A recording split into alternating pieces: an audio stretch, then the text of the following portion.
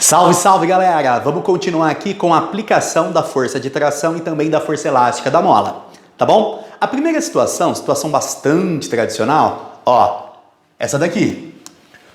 É a situação em que você está suspendendo um bloquinho, tá bom? E eu pergunto assim para você, coloque todas as forças que estão atuando aí no meu bloquinho. Vamos lá? Eu separei, ó, teto, mola, bloquinho e aqui a terra. CT significa centro da terra. Vamos colocar todas as forças que atuam no bloquinho. Vamos lá? Bom, primeiramente, o peso, puxei ele para baixo.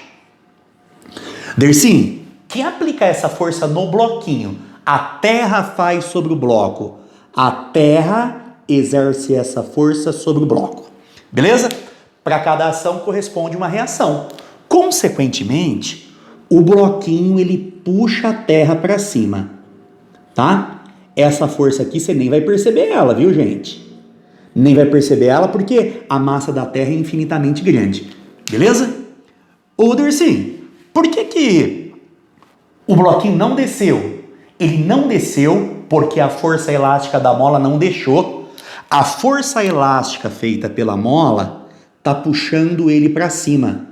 Então essa daqui é a força que a mola M exerce sobre o bloco, tá bom? Se lá no exercício ele falar que o sistema está equilibradinho, tudo que puxa para cima é igual a tudo que puxa para baixo, tá? Aí, ó, essas duas aqui, se tiver equilibrado, elas acabam tendo o mesmo valor, tá bom? Isso só vale se tiver equilibrado. Dercy, se não tiver, calma que eu já te mostro. Bom, se a mola puxa o bloco para cima, o bloquinho puxa a mola para baixo. O bloquinho puxa a mola para baixo. Essa é a força que o bloco exerce sobre a mola, tá bom? Essas forças com a mesma cor aqui, ó, constituem um par ação-reação. Ô, Dercy, então quer dizer que o bloquinho tá puxando a mola para baixo? Tá, é isso que faz a mola deformar. E para calcular essa força, ó, Kx, esquece isso não. Bom, ô Dercy, mas a mola não está descendo, né? Não, não está descendo não. Se a mola não está descendo, quer dizer que o teto está puxando ela para cima. Chamar de F' essa força aqui, tá bom? É a força que o teto faz sobre a mola. Bom, se o teto puxa a mola para cima, a mola puxa o teto para baixo. Pronto. Então, se pedirem para você as forças que estão atuando na mola, é só o F para baixo e o F' para cima. Se pedirem para você as forças que estão atuando no bloco, é o peso dele para baixo e a força da mola para cima. Tá bom? Uma coisa importante para você. As nossas molinhas aqui no ensino médio, elas são molinhas ideais. Dercy, e daí? E daí que acontece o seguinte, como a massa dela vai ser desprezível, o resultado é que F é igual a F', tá bom? Ou seja, para que eu estique uma mola, se eu aplicar com 10 newtons para um lado, eu tenho que aplicar com 10 newtons para o outro. Senão, se eu aplicar de um lado só, a mola vai ser acelerada. Eu não quero acelerar a mola, eu quero esticar a mola, então eu tenho que puxar dos dois lados, tá bom? Se eu puxo de um lado com 10, para que a mola fique esticada, eu tenho que puxar do outro lado com 10 também. Se eu puxo com 20 de um lado, para esticar a mola, eu tenho que esticar com 20 do outro lado também, tá bom? Ó, não é porque aqui tá marcando, por exemplo, 10 e aqui tá marcando 10 que a mola vai registrar 20. Não! Esse F é igual a Kx é para você calcular a força elástica da mola. Se tem 10 numa extremidade, na outra tem 10. Se tem 20 na outra extremidade, na outra tem que ter 20 também. Tá bom? Toma cuidado com isso. Isso aqui, gente, é muito utilizado para calcular a massa daquilo que está pendurado, tá? Você associa isso com a deformação da mola. Aí você faz assim, ó. No lugar do F você coloca Kx. No lugar do peso, você coloca mg, tá bom? Aí você desce com o g dividindo, aí fica que a massa é igual a Kx dividido por g. É assim que medimos massa naquelas balanças da feira. Segundo caso. Segundo caso, eu tenho a seguinte situação, gente.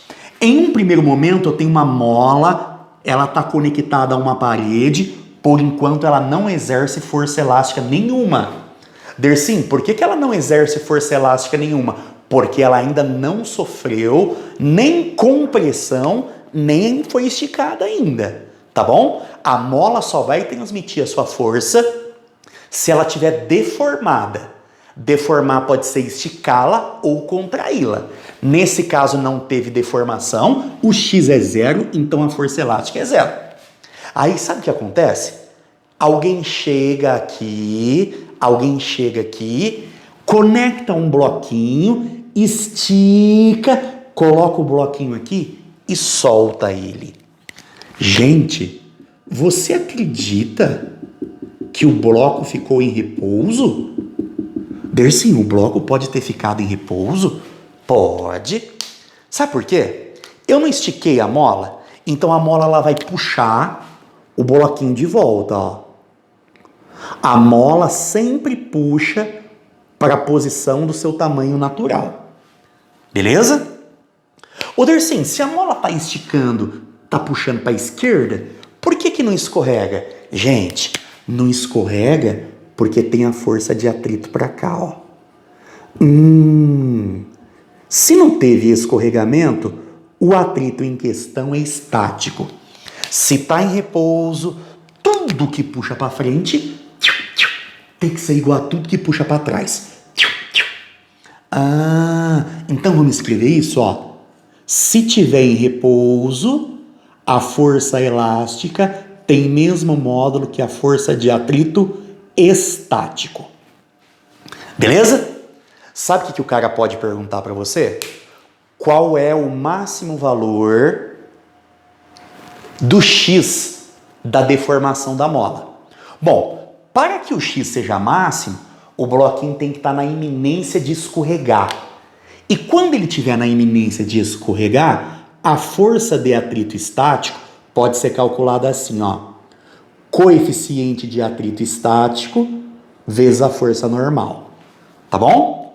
Lembrando que o peso puxou o bloquinho para baixo. Dersim, só que ele não desceu, né? Não. Se ele não desceu, é porque o chão empurrou ele para cima. Então essas duas aqui acabam se anulando, ó. Tá bom? Então você já sabe que a normal, neste caso, é equivalente ao peso. Beleza? E força elástica é igual a Kx.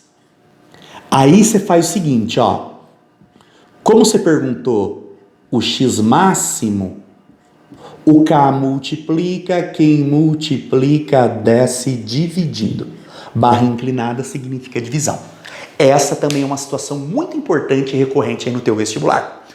Terceira, o cara vira para você e fala que está arrastando essa caixinha através de uma mola. Podia ser uma corda também. Se fosse corda, aí a força chamaria de tesão, de tração ou tensão. E ele está arrastando essa caixinha em movimento retilíneo uniforme. Opa! Tanto em repouso quanto em movimento retilíneo uniforme, a velocidade se mantém constante, gente. Se a velocidade se mantém constante, a força resultante é zero. Olha que legal, ó. Então, tudo que puxa para frente, que é a força elástica, é igual a tudo que puxa para trás, que é a força de atrito. Como não teve escorregamento, o atrito em questão é dinâmico. Você pode falar dinâmico ou então cinético, tá? Fátima, minha namorada. Bom, já que a força resultante é igual a zero, você pode escrever assim, ó. Tudo que puxa para frente, força elástica, é igual a tudo que puxa para trás. Fat. Beleza? Se ele pedir quanto a mola deformou, aí no lugar da força elástica você coloca Kx. No lugar da força de atrito, Fátima, minha namorada, né? Mi vezes a normal. Mais uma vez, olha que legal, gente. O peso é mg. Dersim, por que não afunda? Não afunda porque o chão não deixa, tá? O Dersim, por que aqui você colocou a normal embaixo? Tanto faz, gente. Tá? O que importa é que ela seja vertical para cima. Tudo que puxa para cima, igual a tudo que puxa para baixo. Aí você calcula aqui, ó, no lugar da normal, você coloca mg, tá bom? Você viu que essas duas situações são idênticas? Dersim, qual é a diferença? Aqui, o coeficiente de atrito é o estático. O atrito é estático porque não escorregou. Aqui é o dinâmico porque escorregou. Tá bom?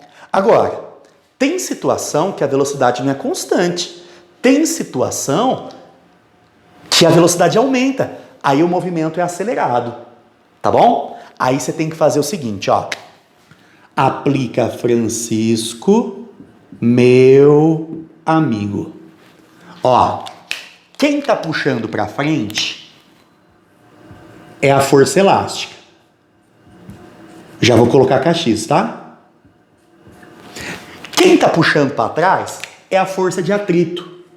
Como teve escorregamento, o atrito em questão é o atrito dinâmico ou cinético. E para você calcular, você faz mi vezes a normal. Beleza? Vamos lá então? Ó, dica. Lá no Francisco, meu amigo, tudo que tiver a favor da aceleração, entra mais, tá? Tudo que tiver contra, entra menos. Partiu? Vamos ver quem é a força resultante então. Tá vendo que a força elástica está de acordo com a aceleração? Então entra mais. Kx. Tá vendo que a força de atrito se opõe à aceleração? Opa, então entra menos.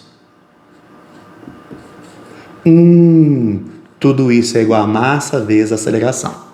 Então, essa continha aqui, gente, fornece pra gente a força resultante, tá? Lembrando mais uma vez, o peso tá puxando para baixo, a normal tá puxando para cima, eles se anulam, por isso que eles não entram no cálculo da resultante. Beleza? E a última situação é aquela situação em que eu tenho uma associação de molas. Quando elas estiverem ligadas dessa maneira aqui, ó, quando o x for o mesmo assim, você diz que elas foram ligadas em paralelo. Mesma coisa. Ó, puxando para baixo tem o peso, mg.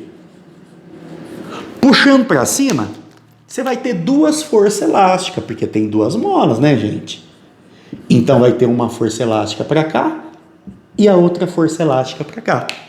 Como as molas são idênticas e o x é o mesmo, essas duas têm o mesmo valor, tá bom? Aí, se tiver equilibradinho, se o cara falar assim para você, ó, repouso, aí você fala, tudo que puxa para cima, duas vezes a força elástica é igual a tudo que puxa para baixo. No lugar de colocar a força elástica, se você quiser, você pode colocar kx. Kx. Beleza? Bom, tem um exercício da lista que está aqui, ó. Se eu não me engano, é o exercício 11 da sua apostila. Se eu não me engano, ele pede quanto que é a deformação da mola, das molas, né? É só você descer com o 2K, dividindo, assim, ó. Pronto. Beleza? Galera, é muito importante que antes de você tentar fazer essa tarefa, você leia, entenda todos esses exemplos que estão aqui. Beleza? Dá um print aí na tela e boa tarefa a todos vocês. Tchau, tchau.